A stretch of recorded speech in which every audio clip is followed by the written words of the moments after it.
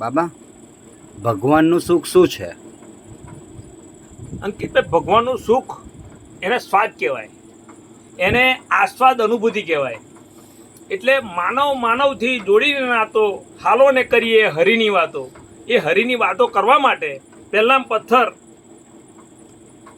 તો હરિવર જે છે એ હૃદયમાં છે, અને હૃદય પરથી જ્ઞાન જે આપણી અંદર છે એ જગતની અંદર સમક્ષની અંદર મિલે ને તો પહેલું જ આપણું પોતાનું અસ્તિત્વ ના હોવું જોઈએ, એ હરિનું હોવું જોઈએ. એ હરિ એટલે કયો? તો કે કવિરાજે પદ્મની અંદર ગયું છે, હરિવર મુજને હરી ગયો, હરિવર મુજને હરી ગયો, મેં તો વાલ કીધું નો તુને તોય આવી મુજને હરી ગયો, હરિવર મુજને હરી ગયો.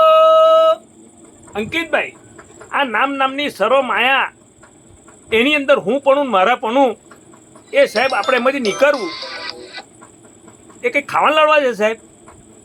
શુદ્ધ પ્રેમ એ આપણને જ્ઞાની પુરુષ પાસેથી મળ્યો, અને એ શુદ્ધ પ્રેમની અંદર જે આપણે રહીએ છીએ તો જ્ઞાનીએ પ્રેમ આપ્યો છે અને આપણે પ્રેમમાં રહીએ છીએ, એ શાશ્વત પ્રેમ છે. હવે એની અંદર અંકિતભાઈ અનુભૂતિ છે. શું છે?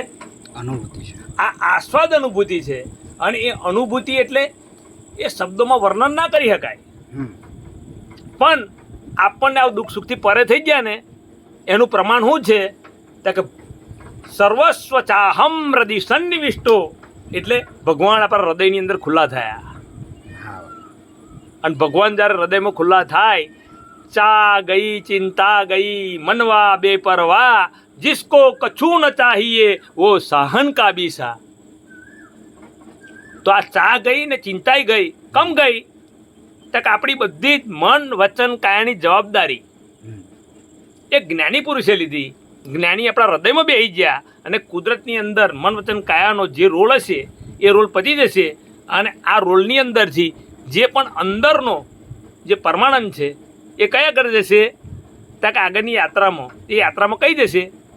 તક નમો અરિહંતાનમ, નમો સિદ્ધાનમ, નમો આયરિયાનમ, નમો વજાયાનમ,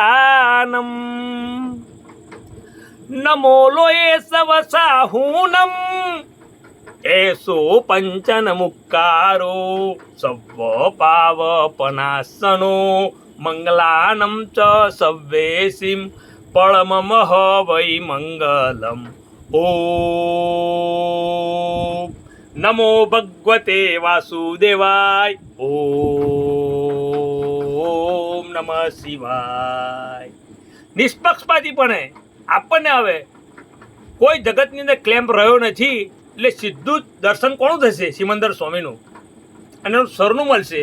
કારણ કે એ પ્રેમ કોમ કરે છે, કરવું નહીં પડતું. આ કૃપાનો માર્ગ છે અંકિતભાઈ, અને કૃપાનો માર્ગ હું ના કરે તો કે મારે કશું નહીં કરવાનું, કૃપા કોમ કરે.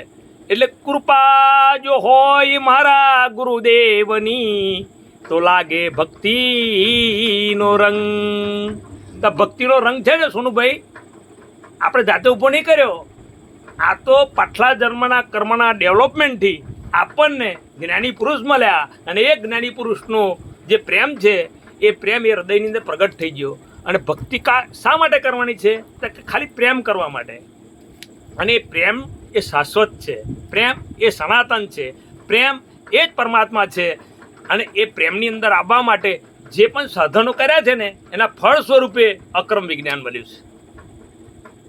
એટલે આ ખૂબ સમજવા જેવું છે, અને સમજીએ એટલે આપણને આ સ્વાદ અનુભૂતિ, એટલે પોતાનો સ્વાદ પોતાની રીતના ચાખે એનું મહાત્મા. જય સચ્ચિદાનંદ. જય સચ્ચિદાનંદ.